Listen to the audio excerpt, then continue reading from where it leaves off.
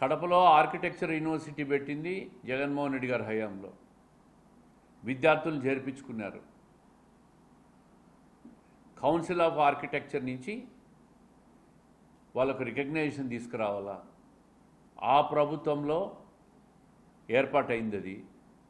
16-17 లక్షల రూపాయలు ఒక ఇంజనీరింగ్ కాలేజీలో పెట్టి ప్రైవేట్ కాలేజీలో నెలకు బాడిగ వసూలు చేసుకున్నారు. దాదాపు 16 లక్షలు 17 లక్షలు నీ బంధువులకు సంబంధించిన వ్యక్తులు. మరి ఈరోజు ఆ పిల్లల భవిష్యత్తును నాశనం చేస్తూ ఉన్నారు. మరి 4 సంవత్సరాల నుంచి కౌన్సిల్ ఆఫ్ ఆర్కిటెక్చర్ నుంచి రికగ్నైజేషన్ తీసుకురావాలనే ఆలోచన వీళ్ళకి రాలేదా?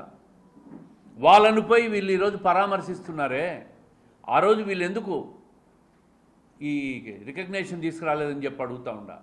కడప జిల్లా నాయకులు పరామర్శలకు పోతుంటారు. అంటే మీరు తప్పు చేసి ఆ తప్పును మళ్ళీ ప్రస్తుత ప్రభుత్వం మీద వేసే ప్రయత్నం చేస్తూ ఉన్నారు. ఇటువంటి దురాలోచనలు, తప్పుడు ఆలోచనలు, ఇవన్నీ కూడా వాళ్ళను విద్యార్థులను రెచ్చగొట్టడం, ఇవన్నీ మానుకోవాలి వీళ్ళు. ఏది ఏమైనా తప్పకుండా వాళ్ళ దగ్గరికి పోతాం, కలుస్తాం, వాళ్ళ సమస్య విని ఈ ప్రభుత్వంలో వాళ్ళకి న్యాయం జరిగేటట్టు చేస్తాం. గతంలో ఫాతిమా కాలేజ్ విద్యార్థులు అప్పుడు కూడా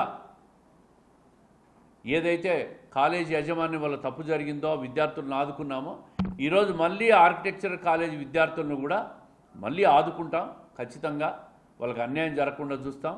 ఈ గత ప్రభుత్వం విద్యార్థుల జీవితాలతో ఆటలాడుకొని మోసం చేసినారు.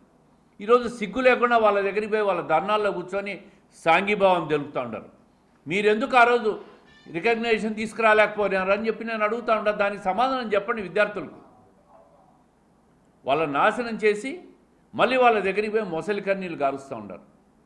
ఎట్టి పరిస్థితుల్లో వాళ్ళకి న్యాయం జరిగేటట్టు ఈ తెలుగుదేశం కూటమి ప్రభుత్వం తరఫున నేను ముఖ్యమంత్రి గారి దృష్టికి తీసుకుపోయి పోరాడతాను.